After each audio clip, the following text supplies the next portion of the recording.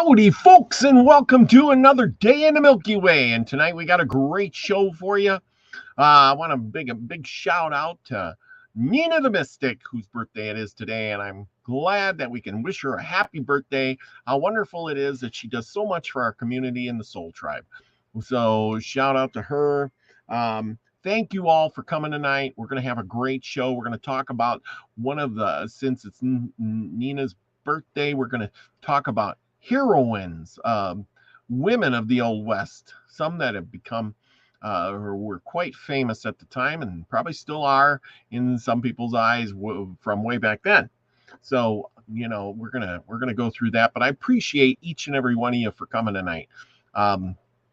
It's nice to have you all here with me and joining me because it wouldn't be a good show if we didn't have you out there watching. I enjoy to bring something new to the table all the time. Remember, tomorrow night, we're having, on Tuesday nights, we have Native American Myths and Legends with David Null, Hawkeye Two Feathers, where he'll be telling some wild tales of myths and legends from the days gone by, and I will be bringing you some history of Indians, and we'll see what happens this week. I'm thinking about language. Yes, language, but anyway, so we're gonna go from there.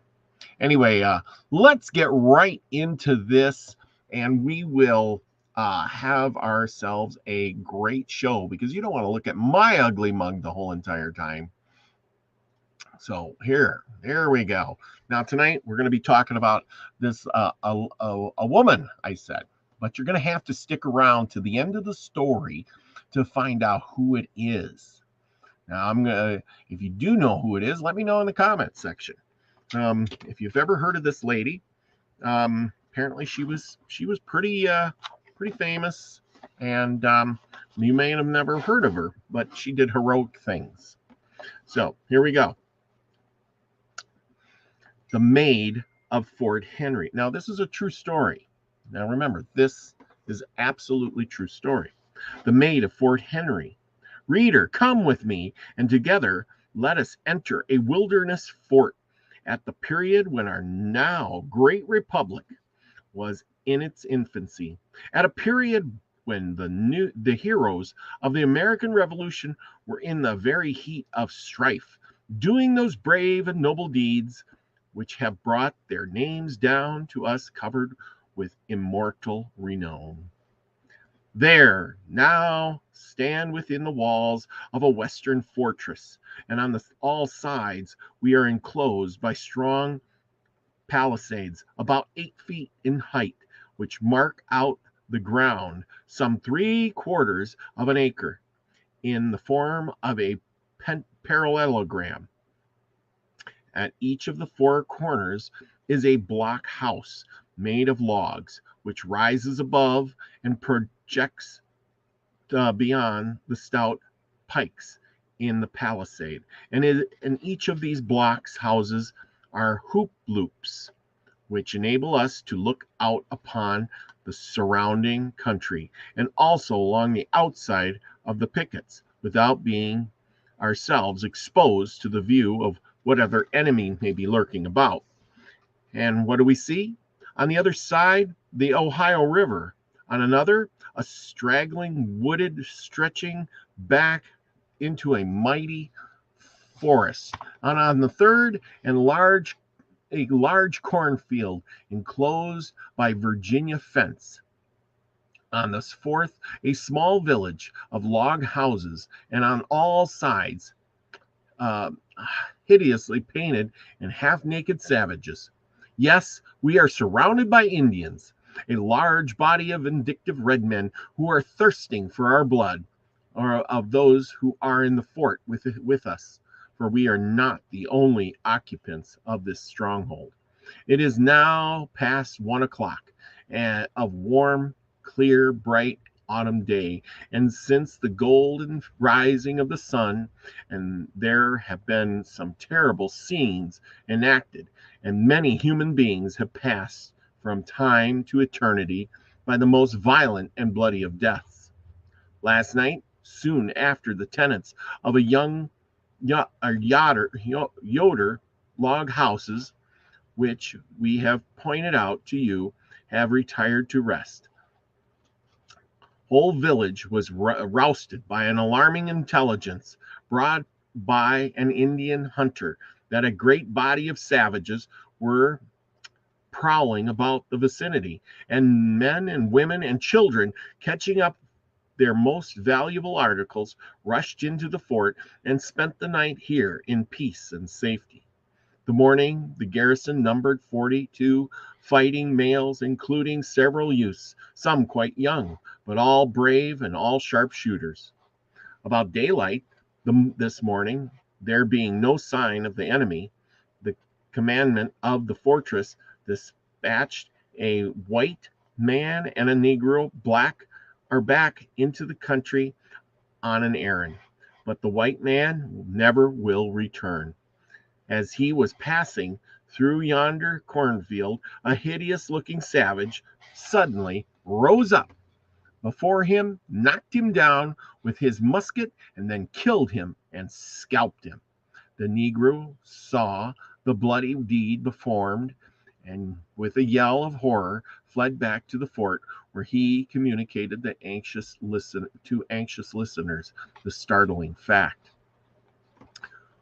We must dislodge the enemy with doubleness in small, said the Colonel Shepard, the commandant of the fort. Captain Mason, take 14 picketed men and let the red devils have a taste of your bravery and skill. And Captain Mason marched out with 14 brave followers through the large gate, which you see in the center and of the east line of the pickets, and hurried down to the cornfield, which he thoroughly searched for the savage foe, but without finding him, and he was on point of retracting his steps, when suddenly there came a crack of 100 muskets. 100 balls came whizzing among his little force, killing several and wounding nearly all. And then uprose on every side, front, flank, and rear, many hundreds of vindictive red men, who, with shrills, whoops, and yells, rushed in upon the gallant few still living and began to hew them down. They made a brave resistance, but what could such a handful do against such a host? One by one they fell and were tomahawked and scalped. Captain Morgan fought desperately, and cutting him away through the ranks of the enemy, succeeded in reaching some fallen timber where, though badly wounded, he is now concealed. Though all his friends in the fort think him dead. 12 more men under Captain Ogle rushed from the fort to cover the retreat of the gallant comrades, but they too were drawn into the ambush, and all were cut off from rejoining their friends in the fortress. Only some, 2 or 3 of the party, being now alive, secreted in the underbrush of yonder woods, and still 3 more of the little garrison sailed forth to the support of Captain Ogle, but they were forced to make a hasty retreat and were pursued to the very gate of the fort and fired upon as they entered, and had one of their number mortally wounded. And now the siege commenced in earnest, with whoops and yells of triumph. Some 500 savages surrounded the fortress and began to fire upon it, and now the little garrison, numbering only 12 all told, began to return their fire, and so sure was their aim that some of the besiegers bit the dust at every shot. Several times did the enemy make a rush in large bodies to effect a dislodgement under the walls, but the untiring rifles of the heroic boarders fired through the loopholes of the different blockhouses, drove them back in dismay, burdened with the weight of their fallen comrades. Only once was there pause in the conflict. A white flag was thrust out of a window of one of yonder cabins, and the head of a white man appeared, determining in English the surrender of the fort in the name of his British Majesty. He read the proclamation of a British governor and promised protection to all in the fort if they would surrender at once and swear allegiance to the British crown. He was answered with desertion. If you want the fort, why don't you come and your red howling devils come and take it, replied the interpreted Colonel Shepard. And if we do take it, by, well, put to death all. And that is it, replied the white leader of the savages. You would do that even if we surrendered, you red-headed, white-livered renegade, was the taunting response.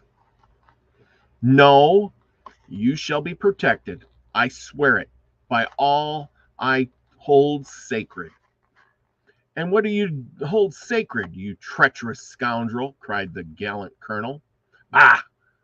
Simon Girty, we know you, and this place shall never be surrendered to you, while there is an American soldier left to defend it.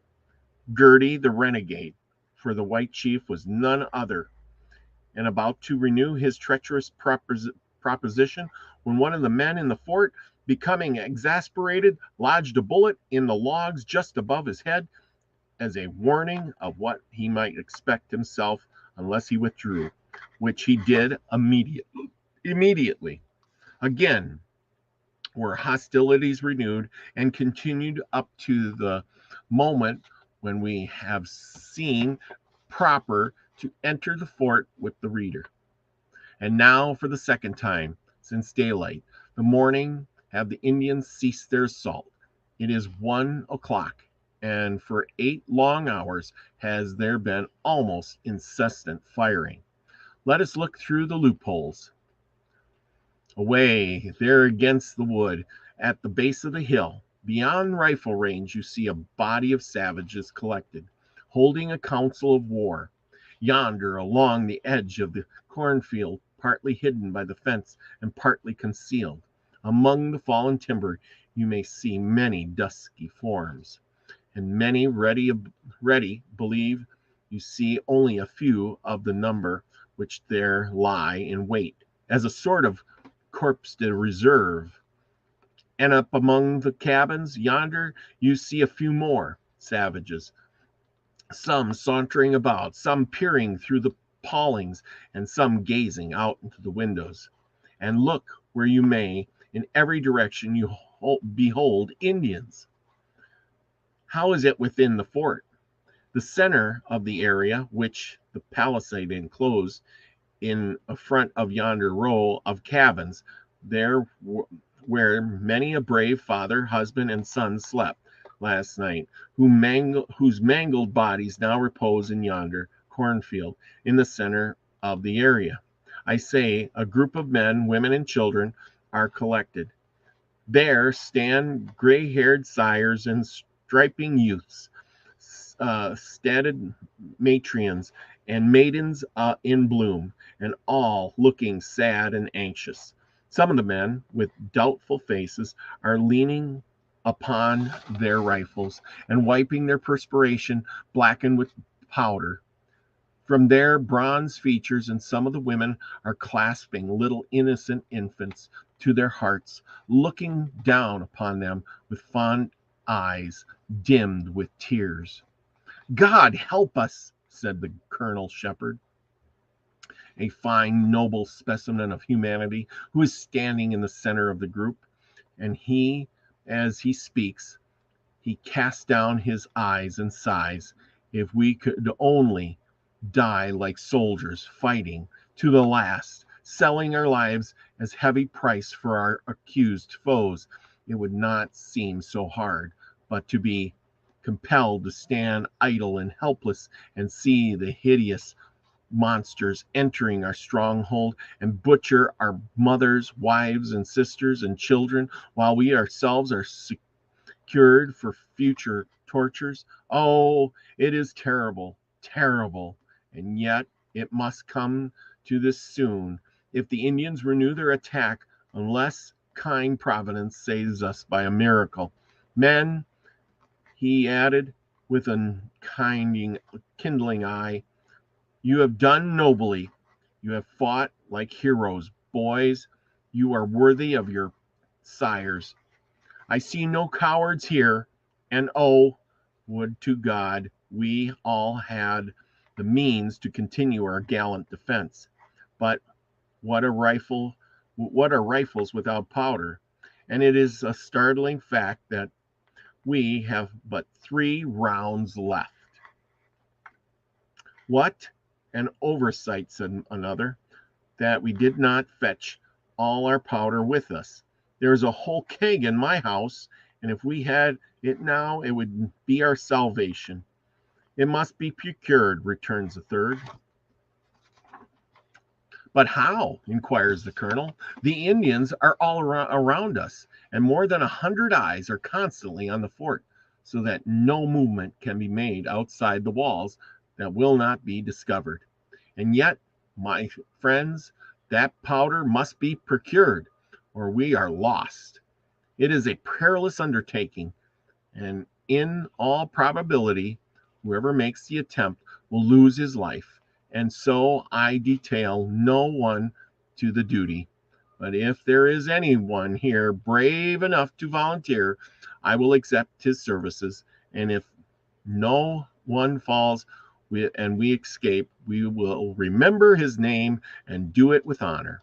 And if he saves us and is saved with us, our blessings shall be upon him throughout life. Is there anyone present who will volunteer to go into the very jaws of death? 4 young men instantly sprang forward, and almost in the same breath, each exclaimed, I will go. But we can spare but one of you, my noble lads, said the colonel, while his features flush and his dark eye sparkles with pride at the self-sacrificing bravery of his young comrades. Which shall it be? Me, cried one. I spoke first. No, John, I was ahead of you. No, you wasn't. Abe, no such thing. I will leave it to the colonel. If he didn't hear my voice first of any, cried the third. I was here before you, Joe. I called all to exclaim the fourth. Oh, listen to Robert.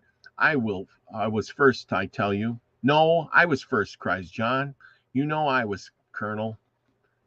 But I tell you, I'm going, for I can run the fastest, and therefore I will stand the best chance of getting back alive, cries Abe.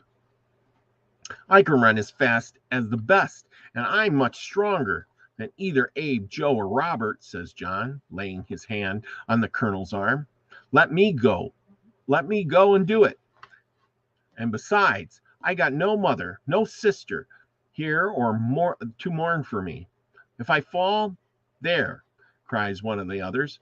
He talks as if he might fall, and I'm sure I could get back safely. Look at the flushed faces and eager sparkling eyes, as thus they wrangle for the privilege of being permitted to go forth to almost certain death. For the chances are 500 to 1 that he who leaves this fort for the village will never return alive. And listen to the murmurs of approbation which come from the surrounding circle of females. A mother looks fondly onto her son, a sister looks proudly onto her brother, and a maiden's heart swells with emotion unspeakable as she hears him, he who is the light of her world, boldly contending for the right of being allowed to go forth into the perils from which most men would shriek aghast. Come, childs the colonel, as the length speaking, almost sternly to the now angry disputants. You will ruin all unless some of you yield, for the Indians may renew hostilities at any moment, and then we are lost.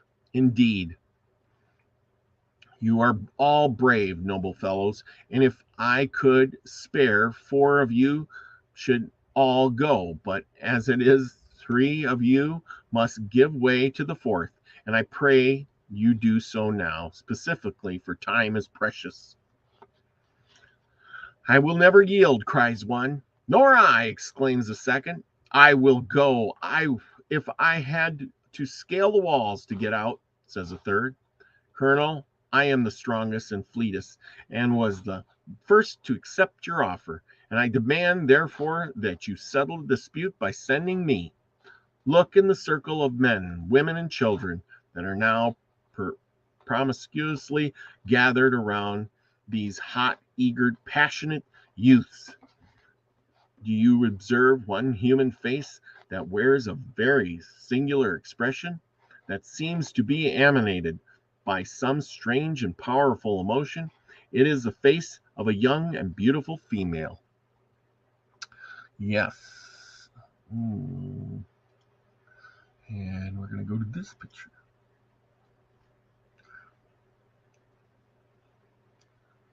Okay.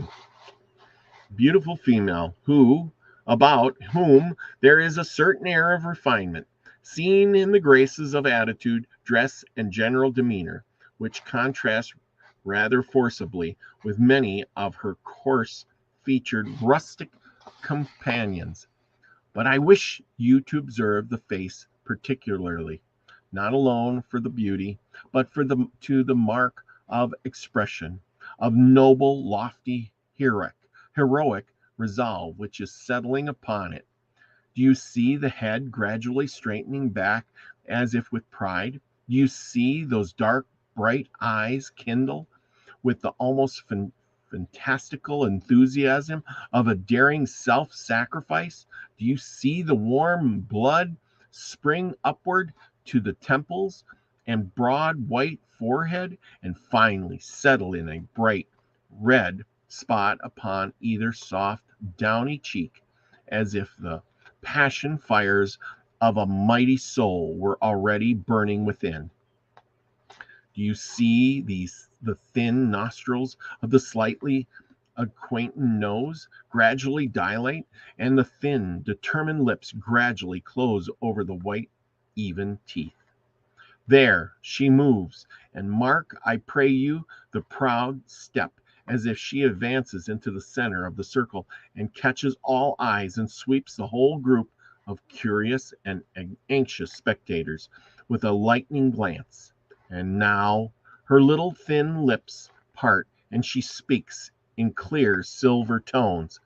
There is no quivering, no tremors in her voice, and even other voice is hushed. Other voices are hushed.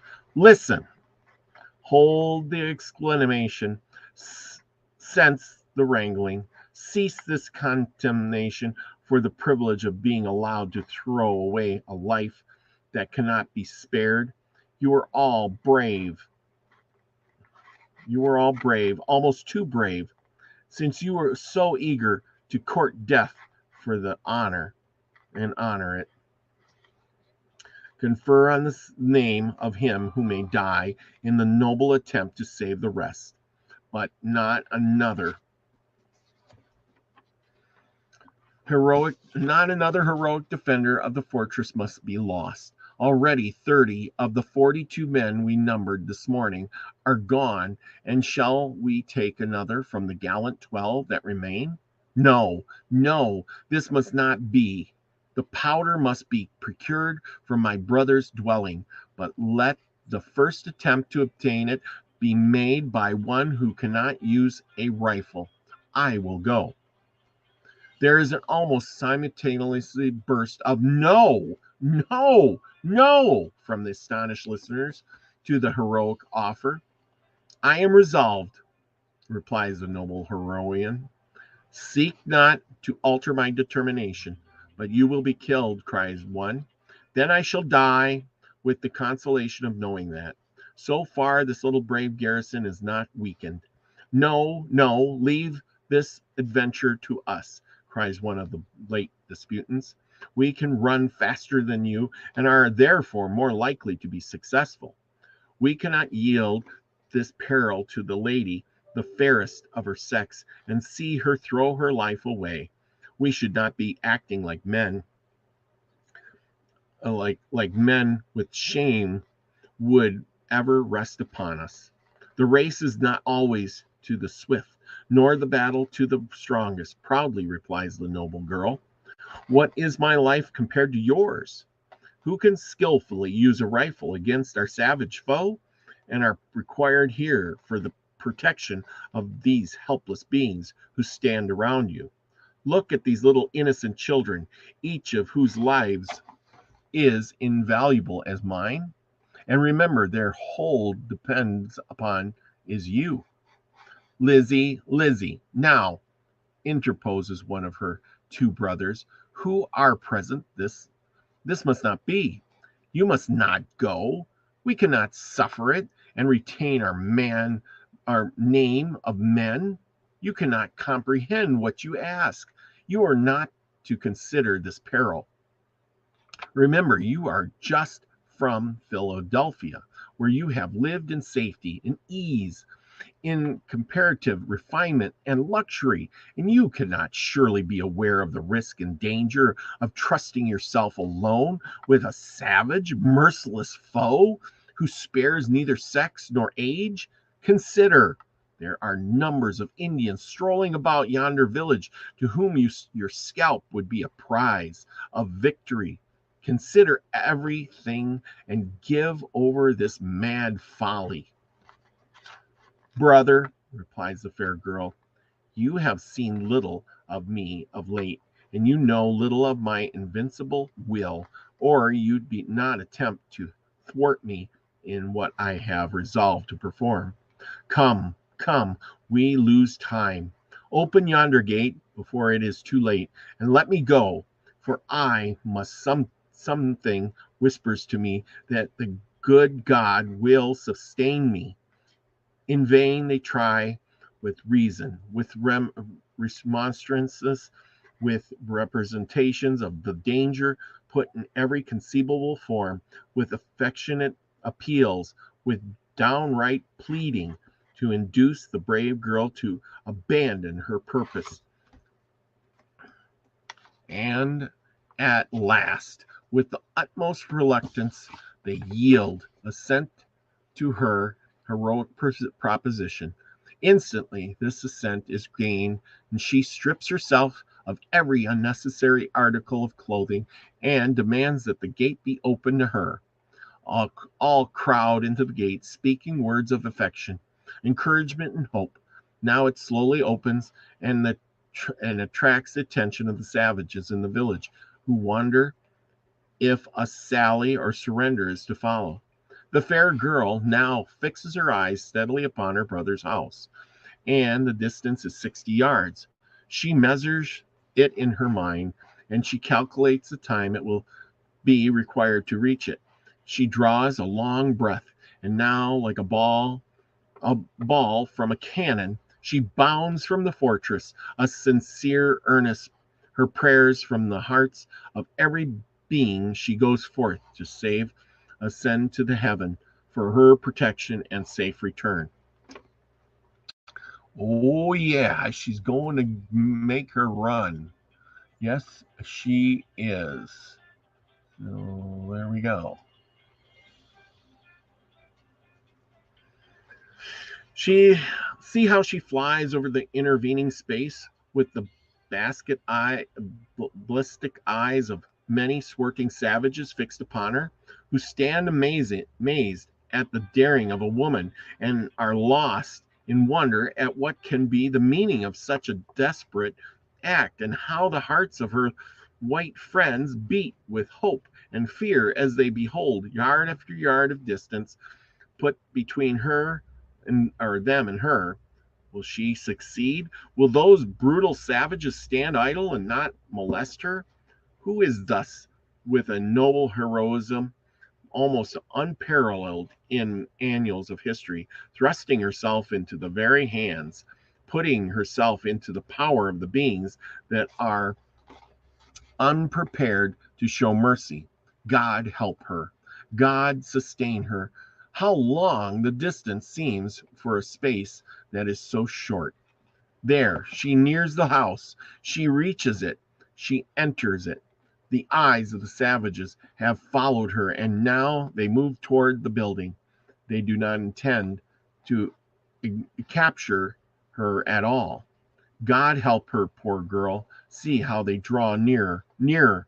They are almost at the door. Why stays she so long? Why does she not come back while there is an opportunity? 1 minute more, and it will be too late. So there's the cabin she's going to. There, she comes, she comes. She holds some dark object tightly to her grasps. Yes, she's holding some dark object to her grasps. Yeah. Okay, she holds some dark object to her grasp and tightly in her grasp. She has the powder. The fort will be saved, but no, she is lost. She is lost. The Indians see her. They now comprehend her purpose. They bound after her with terrific screams and yells. They raise their muskets. They fire. They throw their tomahawks. Still she comes on, nearer. The balls pass her. They lodge in the walls. She is still unharmed. One moment more, they gain upon her. God help her. One moment more. Nearer. And now, see, she bounds through the gate and is caught in her brother's arms, almost fainting. But she has the keg of powder clasped to her breast. She is safe. The gate shuts behind her. Oops, that's not the one. There's the fort and the fighting, and this must be the one. There we go. Okay. Clasped to her breast. She is safe. The gate shuts behind her, and now the welkin rings. Cheer on. Cheer on. Cheer for her now. Now the fort and all its contents will be saved. No longer any fear in the lonely fortress. All is now hope and the animation and joy. Soon again the Indians renew hostilities, but the brave little garrison is prepared for them, and as fast as they venture forth against its stout walls, so fast they will fall back into the arms of death. The women cut patches and run bullets, and the men load and fire with almost rapidity all the day long. And as their rifles get heated, they change them for muskets and still keep firing, fearing nothing now, for they have plenty of ammunition. And as brave a girl to protect as ever the world saw. The sun goes down and sees nearly 100 of their enemies slain, but not a single life lost within the fort, and only one man slightly wounded. And all night long the Indians prowl about and keep up an irregular fire upon the fort, but do no harm. And at break of day, after a siege of 24 hours, during which 12 brave noble fellows have withstood 500 savages, reinforcements arrive. The Indians become disheartened. They burn the village and kill the cattle, and at last, with loud yells of disappointment and rage, they raise the siege and depart. Such was the siege of Fort Henry on the present site of Wheeling, Virginia, in the month of September and the year 1777. And such the heroine of its gallant defenders. Immortal be the name of Elizabeth Zane, the noble heroine of Fort Henry. The end. Well, I hope you all enjoyed that little tidbit of history. And here Here is Elizabeth Zane. Then we'll do a little bit talking about this because now you know who she is. This is Elizabeth Zane. She was the heroine of the fort. They made monuments to her, believe it or not. There's statues of her for her bravery. Here's the men fighting in the garrison. See, they got slit holes in the walls. And here's the powder that she has procured so that they may keep fighting with the ammunition. Here's her little cabin that she ran to get the powder. A little bit better picture. Remember, these people lived in really small cabins. You know, you think this is big. It's not very big. It's really kind of small. You got to remember, you got no heat. You got to all cram together, and it's a little one-room house, you know, literally.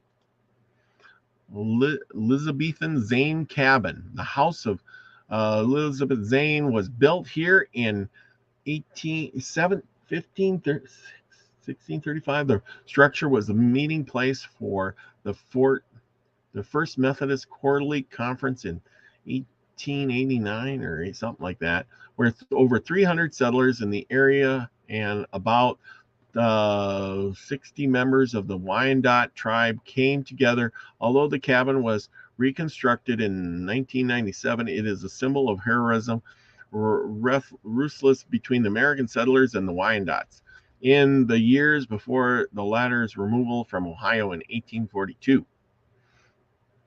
There you go. Famous cabin. The Wheeling Centennial, 1836 to 1936. Famous cabin from where Betty Zane carried powder to Fort Henry, thereby bringing victory to the colonists. Go figure. Another plaque by authority of the state of West Virginia to commemorate the siege of Fort Henry, September 11th, 1782, the last battle of the American Revolution. This tablet is here placed. There you go. So even after 1776, they were still fighting the British using the Indians as, and here's a picture of the fort and the house, and there's the fort over here, and here's her house, and she's a running. Here's a color picture of it. So you can see here's this is the British and the Indians, and she had to run all the way from there to here while they fired at her. And you can see there's the fort with the guard posts on all the corners. And there's the river all back, just as described in the book. A little fort. And there she is, bringing the powder, the keg of powder, as the Indians were shooting at her. Talk about bravery. Heroic women of America. Elizabeth Zane, the fearless girl, entered the fort, and the shots of her friends and relatives. See page blah, blah, blah. Okay.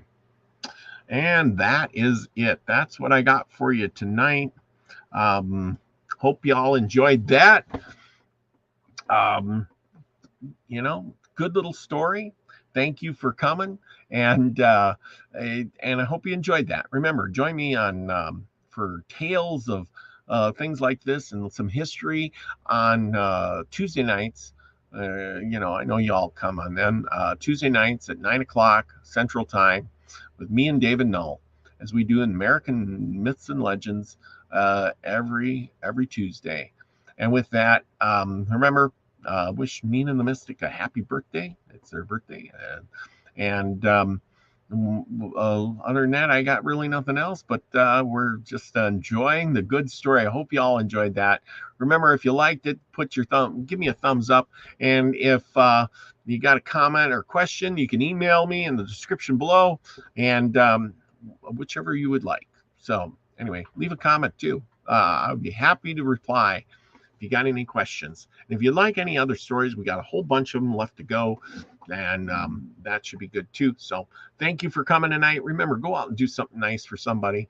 It's always a good thing do something nice for yourself sometimes too. You know, sometimes you just got to get out there and enjoy nature. It is summer. Take advantage of it. Work in the garden or plant something or work in the garden. Make your own garden, even if it's a flower bed. You know, enjoy the nature. Enjoy the nature, and remember, be the frequency you want to receive, everybody, because that's the best and the only way to be. Thank you so much. Love y'all.